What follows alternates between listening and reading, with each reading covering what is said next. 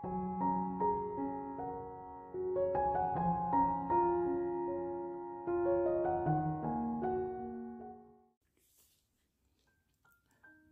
si Jordan, 24 na taong gulang at kasalukuyang nag-aaral sa kolehiyo at kumukuha ng kursong nursing. Ang lalaking katabi ko habang lulan ng sasakyan ay walang iba kundi ang aking tiyo Gaston, ang nakababatang kapatid ni Mama. Sinundo ako nito mula sa aking dorm upang isama sa bahay nito sa Binangon ng Rizal. Mahigit 3 buwan na ang nakakaraan. Wala nang pumanaw si Mama dahil sa isang aksidente. Labis na gumuho ang aking mundo dahil sobrang malapit ako dito. Ito kasi ang tanging nagpalaki at nagtaguyod sa akin. Simula nang takbuhan ito ng aking walang kwentang ama nung nagdadalang tao pa ito. Bihira akong makita ang aking tiyo noon at madalas ay sa telepono ko lamang naririnig ang boses nito tuwing mag-uusap sila ni Mama. Natatandaan ko nang naging madalas ang pagtawag nito 2 taon na nakakaraan na makipaghiwalag ito sa kanyang asawa. Ayon kay Mama, naghahanap ito ng makakausap at mapaghihingahan ng sama ng loob dahil sumama sa ibang lalaki ang asawa nito bago pa man matapos ang pinapagawa nilang bahay. Balita ko pa ay di na muling nag-asawa pa ito at nilunod na lamang ang sarili sa trabaho.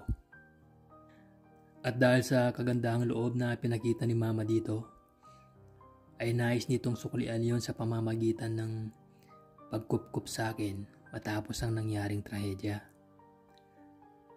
Napagkasunduan namin na tapusin ko na lamang ang natitirang semester sa taon na ito bago ako lumipat sa bahay nito ngayong bakasyon. Naging malungkot at makapagdamdamin naman ang paalam namin ng aking mga kaibigan. O, andito na tayo. Ang sabi nito matapos iparada nito ang sasakyan sa loob ng garahe. Ginabi na kami ng dating dahil sa tindi ng traffic sa daan.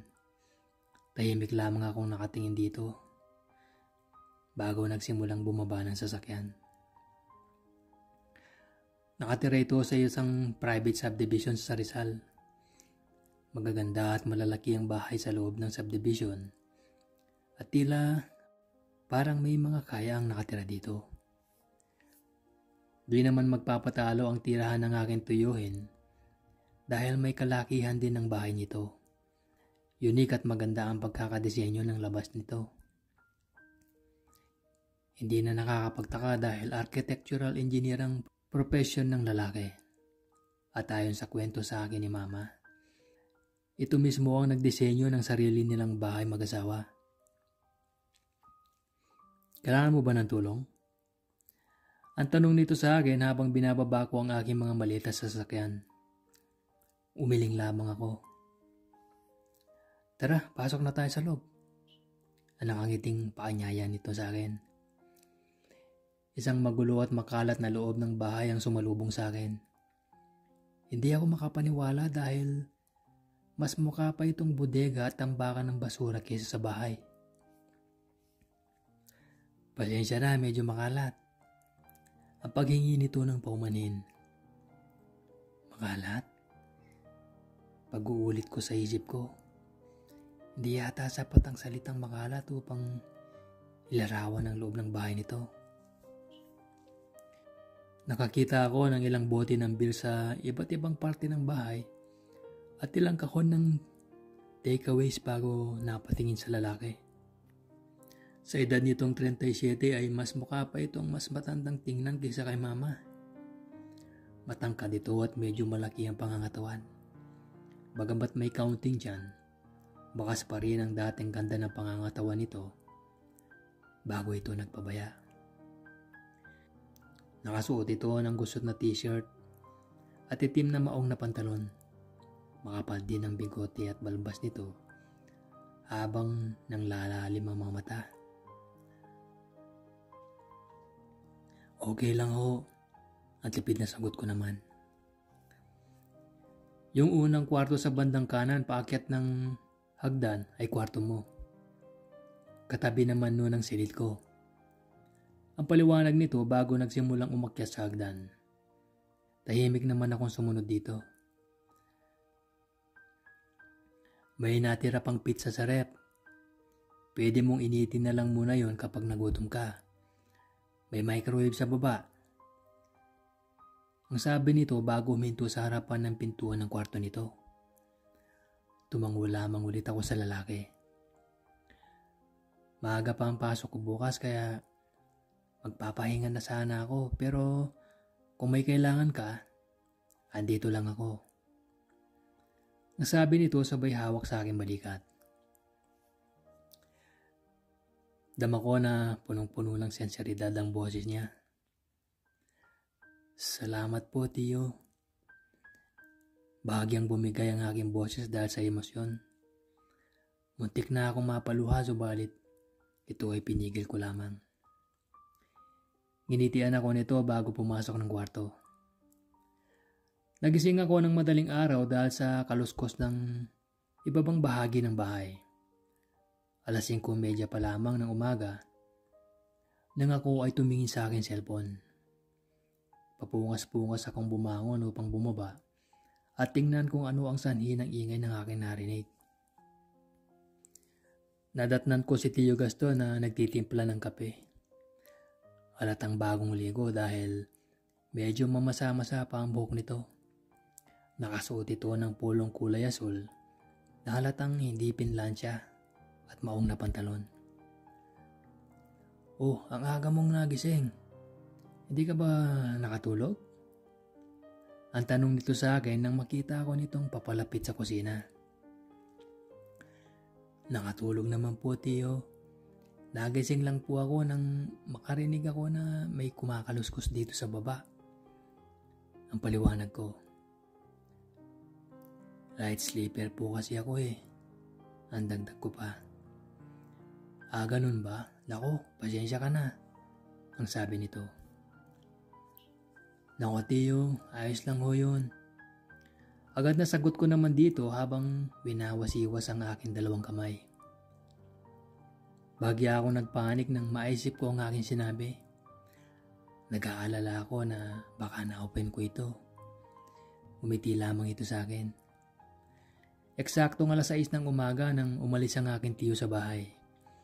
Nag-iwan ito ng pera na pambili ng pagkain.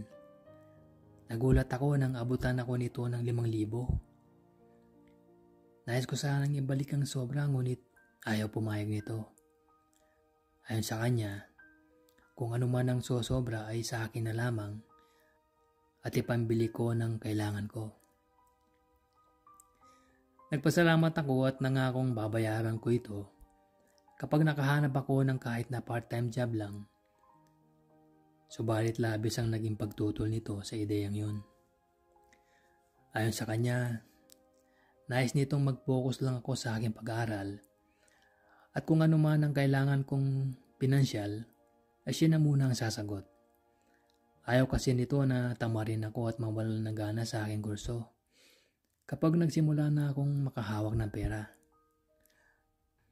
Gusto ko sanang tumutol pero pinal na ang desisyon nito at bilang respeto ay hindi na ako nakipagtalo pa.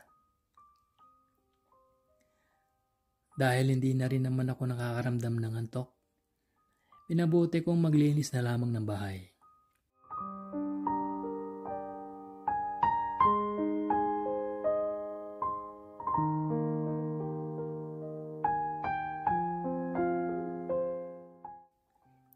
Biglang natigilan si Tio Gaston nang makapasok sa bahay.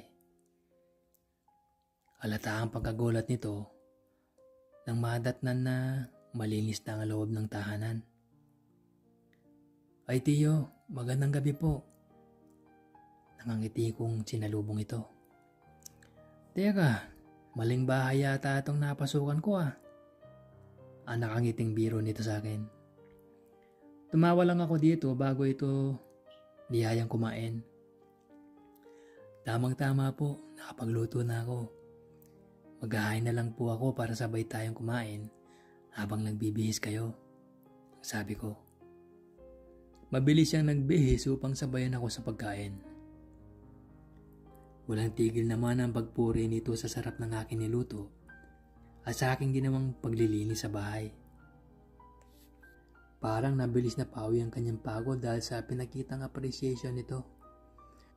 Bagamat ibabang bahagi lamang ng bahay ang aking natapos linisin, dahil naubusan ako ng oras sapagkat namalengke at nagluto pa, labis-labis pa din ang naging pasasalamat nito. Okay lang yun, Tiyo. Total, bakasyon naman ako eh. Ang tanging sagot ko dito. Muli itong ngumiti sa akin bago nagkipagkwentuhan habang naghahaponan.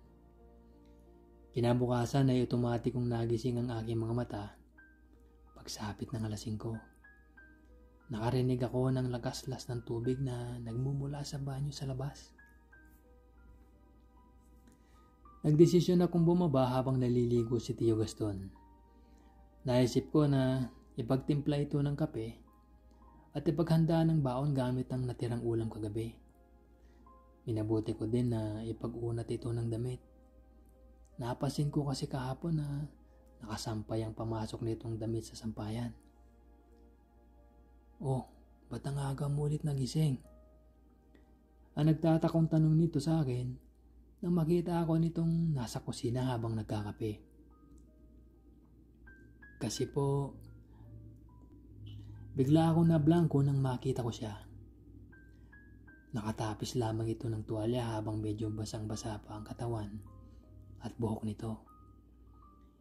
Hindi ko maiwasan na makaramdam ng pagkislot sa ibabang bahagi na aking katawan. Daig pa nito ang modelo sa mga magasin dahil sa angkin nitong kakisigan. Para akong tangang namalik mata at napatitig dito.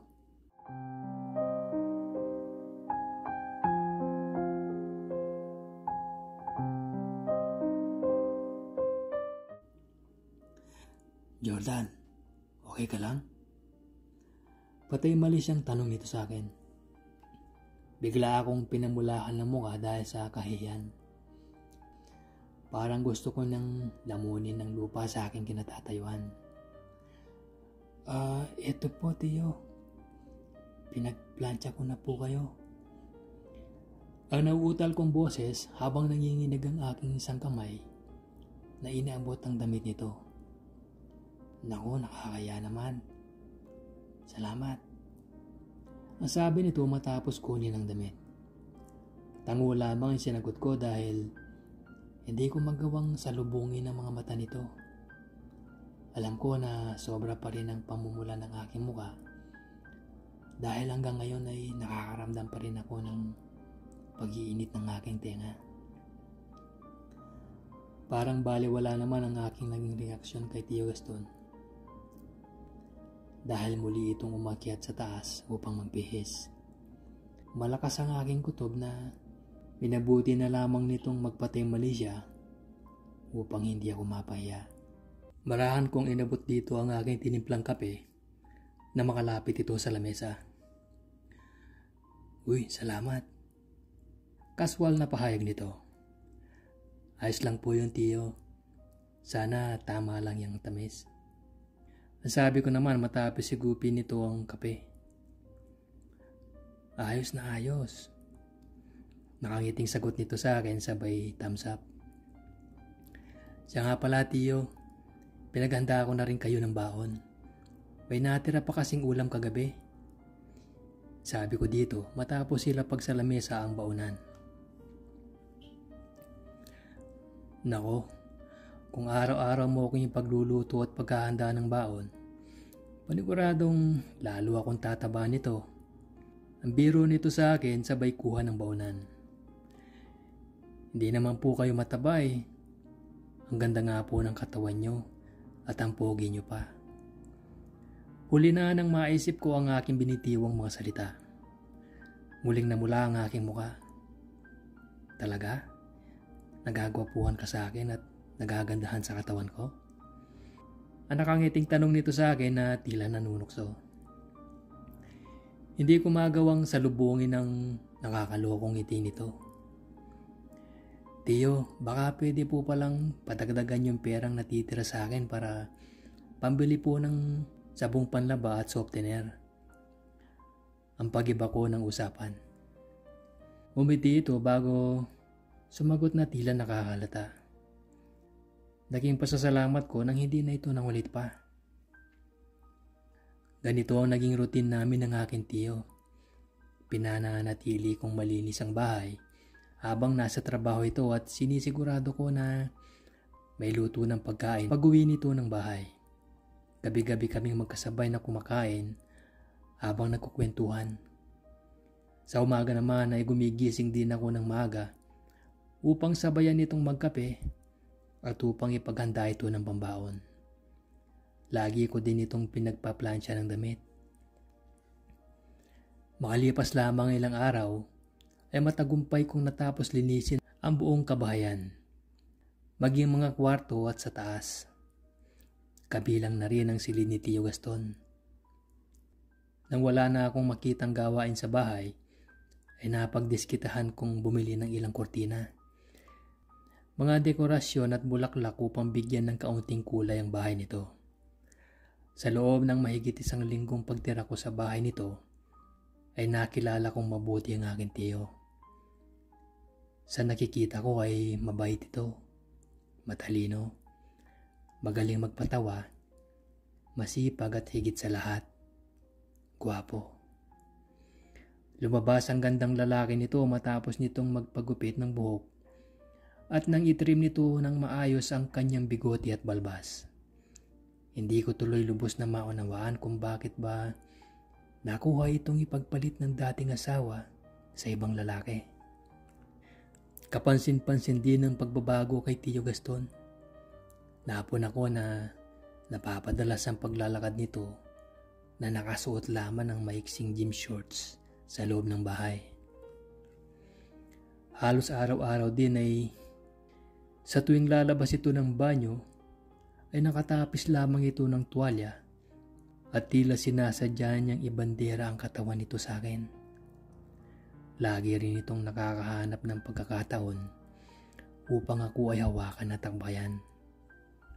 Dumating din sa punto na kapag kumakain kami sa hapagkainan, ay nararamdaman ko na tila sinasadya nitong idikit ang sariling tuhod sa akin.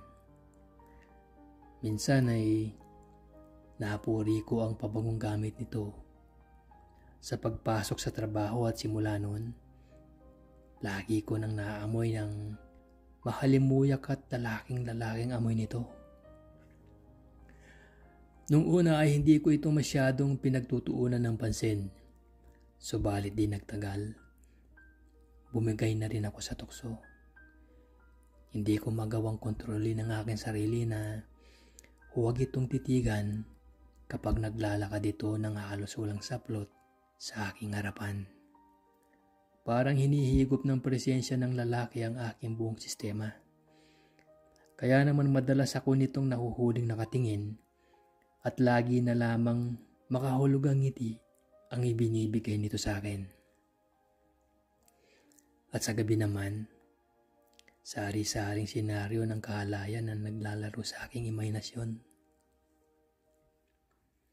Tanghali na nang ako ay magising nang sumapit ang araw ng Sabado. Medyo napuyat kasi kami ng nakaraang gabi dahil nagyaya ito na mag-movie marathon kami dahil walang pasok kinabukasan. Mahilig kasi ito sa horror movies, kaya naman nakatatlong pelikula kami. Nakita ko na papasok ang tiyo sa loob ng banyo pagbukas ko ng pintuan. Good morning. Anak ang ngiting bati nito sa akin. Good morning din po, tiyo. Sagot ko naman. Maliligo lang ako tapos sabay na tayo mag-almusal. Nakabili na ako ng pandesal at nakapag-defrost na ako ng hotdog. Ipiprito na lang. Ang sabi nito. Sige po, tiyo. Ako na ho ang bahala. Ang sabi ko bago nagsimulang bumaba ng hagdan. Halos naubos ko ang aking tinimplang kape. Pagkatapos kong magprito ng mapansin kong hindi pa rin bumababa si Tio Gaston. Tila natatagalan nito sa paliligo kaya mabuti kong ipaalam dito na handa na ang pagkain bago ito tuluyang lumig. Nakita ko na bahagyang nakabukas ang pinto ng banyo. Kaya naman inakala ko na bumalik na ito sa kanyang silid upang magbihis. Tangka ko sanang isasara ang pintuan nang mapatingin ako sa loob ng banyo sa guwang ng pintuan. Laking gulat ko nang makita ko ang aking tiyo na nakaharap sa salamin. Halos lumuwa ang aking mga mata. Hindi ko napigilan ang aking sarili dahil dito. Literal na tumulo ang aking laway habang pinagmamasdan ng lalaki. Bagamat bahagyang napalitan ng kaunting taba ang dating muscle nito, ay hindi pa rin maikakaila ang taglay nitong kakisigan. Barakong-barako pa rin ang itsura nito. Kahit meron na itong tipikal na dadbad, dahil sa edad nitong 37, ay para pa rin itong biyaya ng langit sa aking mga mata. Hindi nabawasan ng pagnanasang nararamdaman ko dito, bagkus ay lalo pa itong tumindi.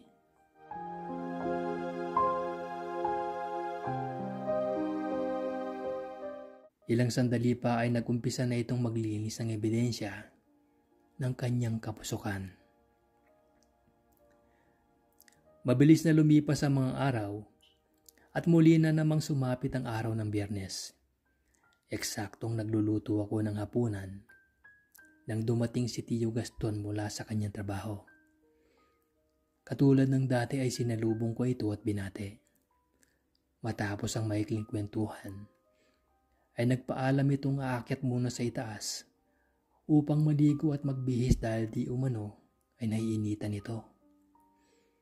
Minabuti kong tapusin ang aking ginagawa habang nasa itaas ito.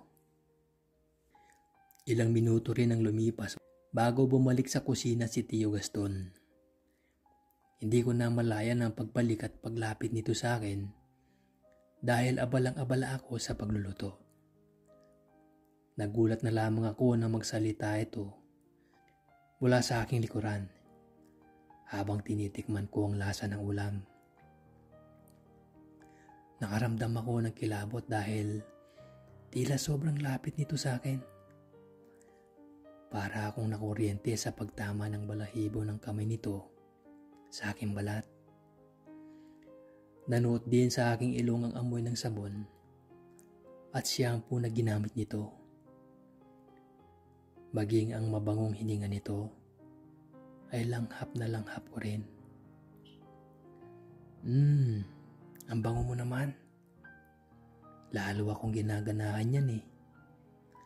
Ang nakangiting pahayag nito na umawak pa sa aking balikat. Naramdaman ko rin ang marahang pagpisil nito sa akin. Ano po? Ang nauutal na tanong ko dito. Ibig kong sabihin, abangaw kasi ng bulalo, kaya paniguradong gaganahan ako sa pagkain yan. Ang pagtatama nito. Ganun po ba? Ang naisagot ko naman.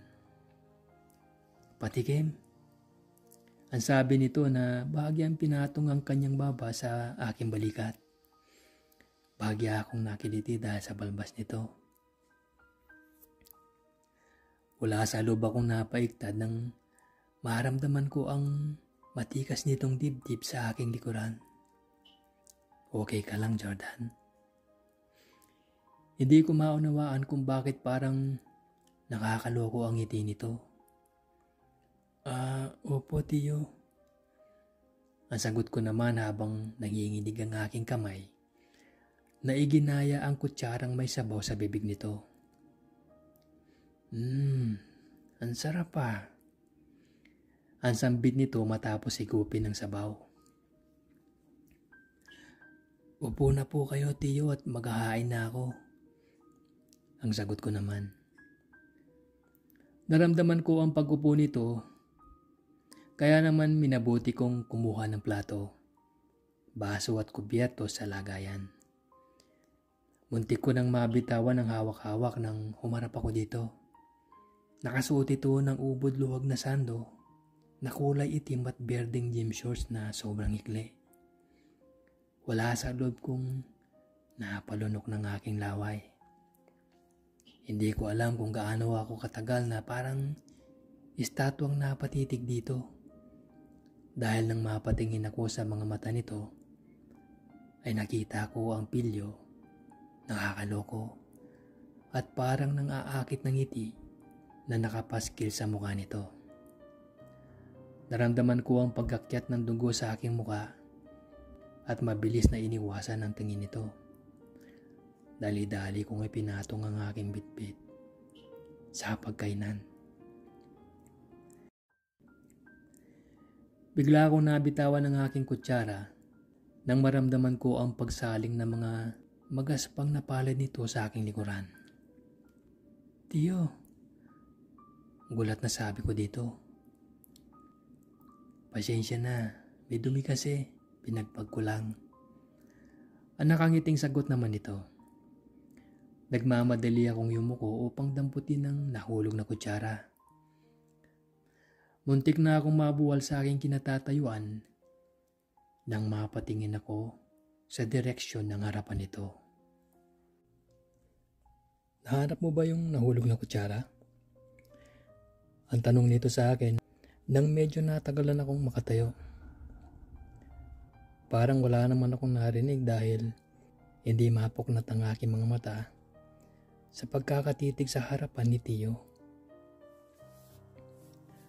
Jordan, ang tawag nito sa pangalan ko. Ano po? Nauutal na sagot ko naman. Ang sabi ko kung nahanap mo na ba yung nahulog na kutsara. Ang ulit nito. Oho. Nasagot ko ulit saka dahang-dahang umupo sa silya. Palitan na natin yan. Kasi baka nadumihan na yan. Ang sabi nito sabay kuha sa kutsara mula sa aking kamay. Bigla itong tumayo at tila sinadya pa itong itapat sa aking harapan. Nagtagal ng ilang segundo sa ganong posisyon ng Tiyo bago ito lumakad papunta sa tauban ng plato para palitan ng kutsarang nahulog. Patay mali siya itong bumalik sa lamesa. Busog na naman ako. The best ka talaga magluto. Nasabi nito matapos namin kumain. Salamat, Tiyo. Nakangiti ko naman sagot habang sinisimulang ligpitin ng lamesa. Pwedeng-pwede ka nang asawahin. Ang sabi pa nito. Ha? Ano po? Gulat na tanong ko dito. Asawahin? Tama bang natinig ko? Ang ulit ko sa isip ko. Nakangiti lamang itong tumingin sa akin. Masarap magluto, malinis sa bahay at maalaga. Napakaswerte ng taong makakatuluyan mo. Sabi pa niya. Naku Tiyo, wala pa po sa isip ko ang mag-asawa.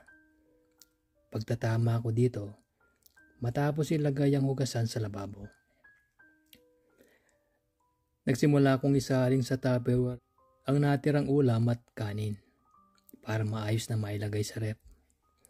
Una kong inilagay yung ulam upang hindi matapon ng sabaw. Binuksan ko ang rep at marahang tumungo upang ilagay ito sa loob. Nagulat ako nang maramdaman ko ang Tiyo Gaston na pumesto sa aking likuran at walang sabi-sabi nitong idinikit ang harapan sa aking likuran. Tiyo, ito nga pala yung kanin. Patay mali siya nitong iniabot sa akin ang lalagyan. Naginginig naman ako sa aking mga kamay na inabot ito. Imahinasyon ko lang ba dahil sadyang madumi ang utak ko? O parang inaakit ako ng Tiyo. Litong-lito ako sa aking sarili. Matapos makapagligpit at makapaghugas, ay nagdesisyon kaming manood ng pelikula ni Tiyo Gaston habang nagpapababa ng pagkain. Katulad ng dati, Hinayaan ko itong mamili ng aming panonoorin. Habang ako naman, hinila ang kortina upang takpan ng liwanag na pumapasok sa bintana. Anong pelikula yan, Tiyo? Tanong ko dito matapos makaupo sa sofa. X-Men, ang sagot naman nito. Ay tamang-tama po, hindi ko pa kasi napapanood yung pinakaunang movie na yan eh. Exciting na pahayag ko bago kinuha ang una at pumiesto katabi nito. Oo, mukhang magugustuhan nating pareho ito. Tila may ibang ibig pa hiwatig ito sa sinabi. Umupo ito sa katabi ko at inumpisa ang i-play ang palabas. Bagya akong nakaramdam ng pagkailang dahil sa sobrang pagkakalapit nito sa akin. Naramdaman ko din na inilagay nito ang kanang kamay sa sandalan ng sopa. Nagmistula tuloy itong parang nakakabay sa akin. Tiyo, ano yan? Nagulantang ako sa aking nakita. X-rated pala. Akala ko movie. Ang sigaw ng isip ko habang nanlalaki ang mga matang nakatingin sa screen ng TV. Ba't parang gulat na gulat ka? Ngayon ka lang ba nakakita ng ganyan? Ang nakangising tanong nito sa akin. Hindi naman ako makaimik dahil parang kamatis na namula ang aking muka. Hindi naman ito ang first time kong manood, pero ito ang first time kong manood na may kasama. Lalo na, tiyo ko pa ang kasama. Minsan, tayo mga lalaki kailangan nanonood ng ganyan.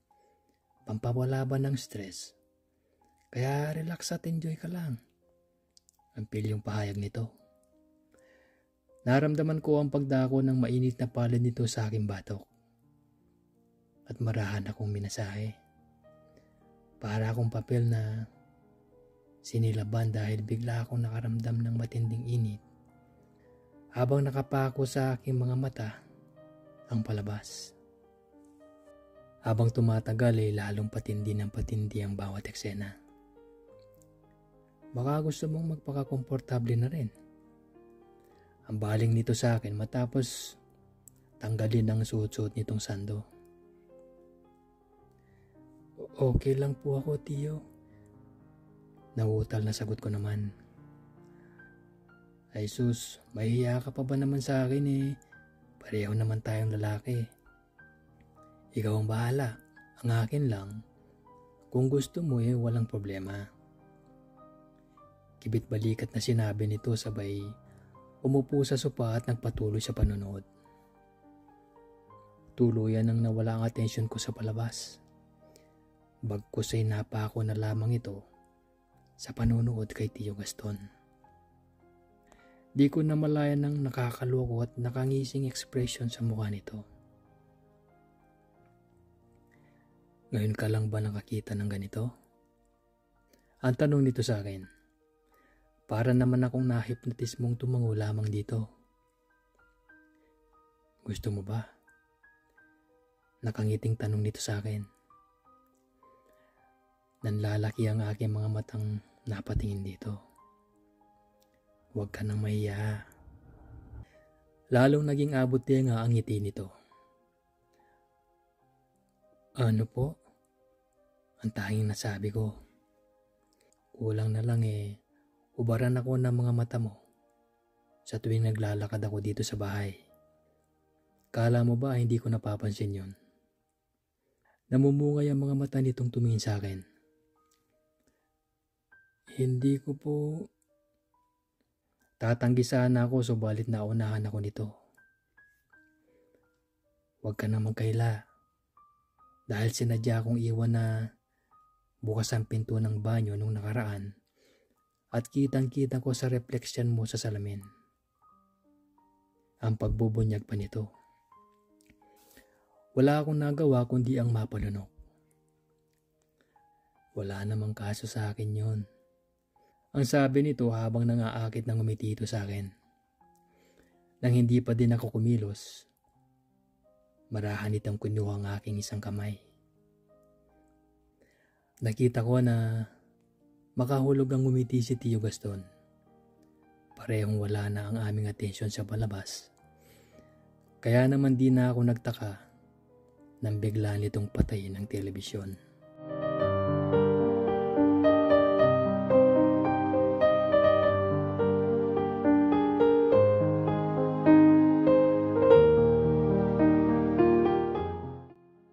Para kaming mag-honeymoon sa ginawang pagbubuhat sa akin ni Tio Gaston. Bakas ang matinding pananabik sa mga mata nito. Marahan ako nitong inilapag sa kama nang marating namin ang kanyang kwarto. Wala pa akong karanasan sa bakla pero dahil linakit mo ako, umanda ka sa akin. Ang nakangiting sabi nito habang nakatitig sa aking mga mata. Inakit po? Kunot noong tanong ko dito. Matapos mong titigan ang katawan ko araw-araw. Tapos namumula ka kapag nahuhuli kita. Hindi ba panghaakit yon? Ang tanong nito sa akin. Hindi ako makasagot. Para nakitang asawa sa ginagawa mong pag-aasikaso sa akin. Ito na lang ang kulang.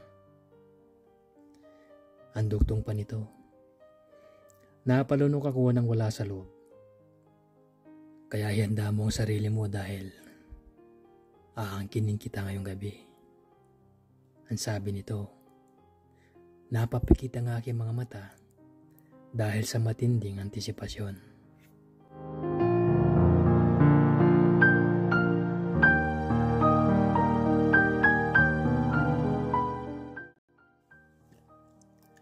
At nangyari nga, ang pareho naming inaasam sa mga oras na yun. Malaki ang nabago sa relasyon namin ni Tio Gaston matapos ang gabing yun. Nagmistula na akong kalipin partner nito, imbis na pamangkin pagkaraan ng ilang araw. Bukod sa pag-aasikaso ko dito sa bahay, pinupunan ko din ang pangangailangan ng katawan nito sa pangaraw-araw. Hindi na ito pumayag na muli pa akong matulog sa kabilang silid. At kinalaunan ay inutusan na rin ako na ilipat ang aking mga gamit sa kwarto nito.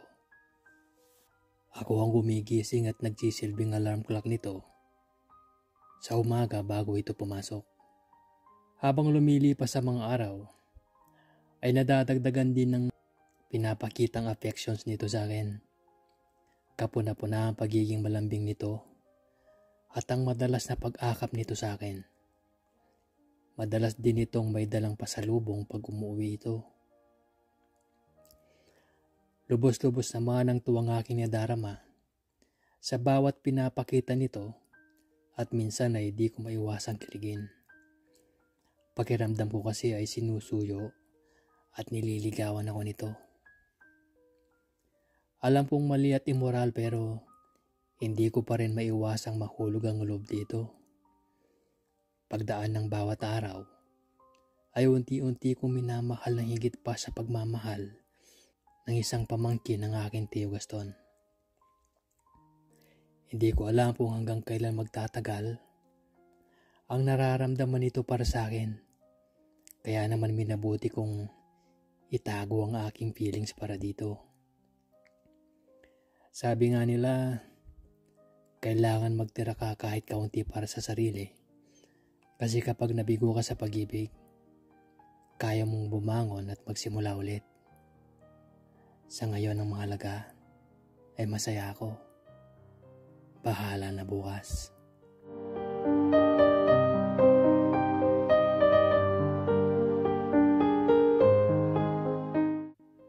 Mabilis na lumipas ang araw. Ang araw ay naging linggo at ang linggo ay naging buwan. Parang hinipan ng hangin ang panahon dahil hindi ko na malayan na pasukan na pala ulit. Bumalik na ako sa kolehiyo upang ipagpatuloy ang aking kurso. Salamat sa paghatid, Dave. Ang nakangiting sabi ko sa lalaki. Isang buwan na rin ang nagdaan mula nang bumalik ako sa kolehiyo. at muli kong nakasama ang aking mga kaibigan at barkada. Isa na dito si Dave, isa sa mga close friends ko. Ano ka ba? Wala yun. Ang sagot naman nito bago ito nagpaalam na umalis.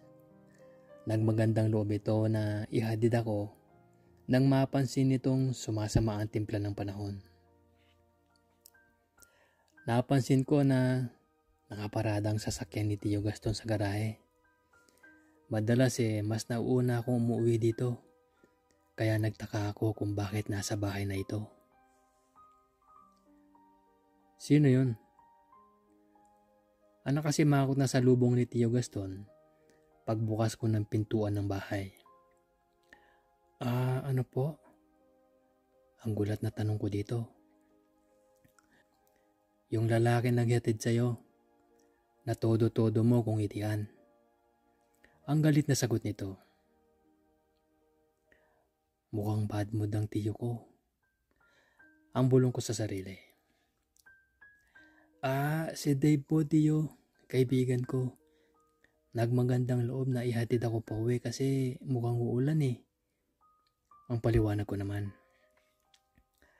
Nagulat ako nang bigla ako nitong hablutin at walang sabi-sabing kinaladkad papunta sa kwarto. Kinuha nito ang aking mga bag at maras na inihagi sa sahig ng kwarto. Pabalibag din nitong sinira ang pinto. Pagkatapos malakas na itinulak ako nito pahiga ng kama.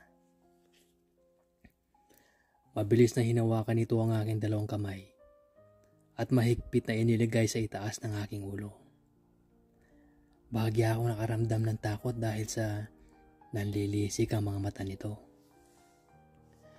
Tio, ano pong problema? Ang nanginginig kong boses na tanong ko dito.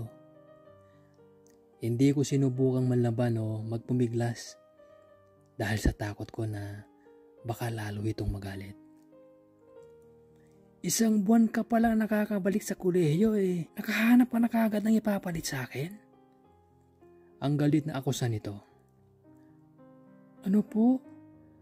Nanlalaki ang aking mga matang tanong dito. Nakukulangan ka pa ba sa akin? Hindi ka na ba nakukontento at naghahanap ka na ng iba? Sunod-sunod ang pagtatanong nito na tila isa akong kriminal na iniinturega nito. Bagamat nakasigaw, ramdam ko ang bahid ng takot at insecurity sa boses nito. Hindi ko po alam ang sinasabi niyo. Sagot ko naman dito. Huwag mo akong gaguhin. Ang sigaw nito.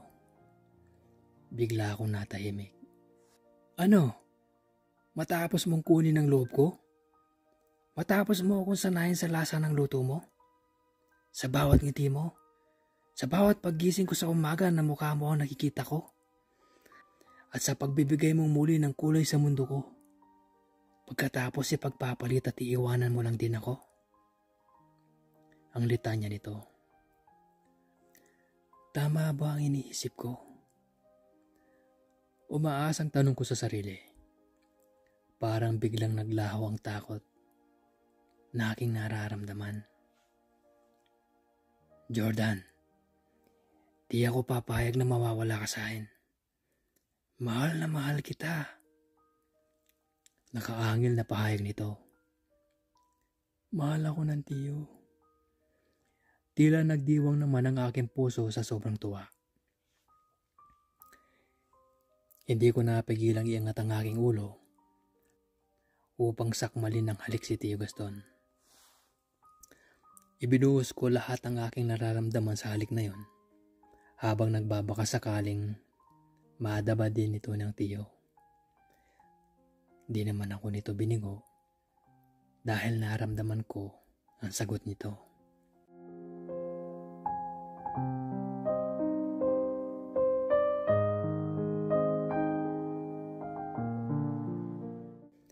Pareho kami naghahabol ng hininga na maghiwalay sa pagkakahinang ang aming mga bibig.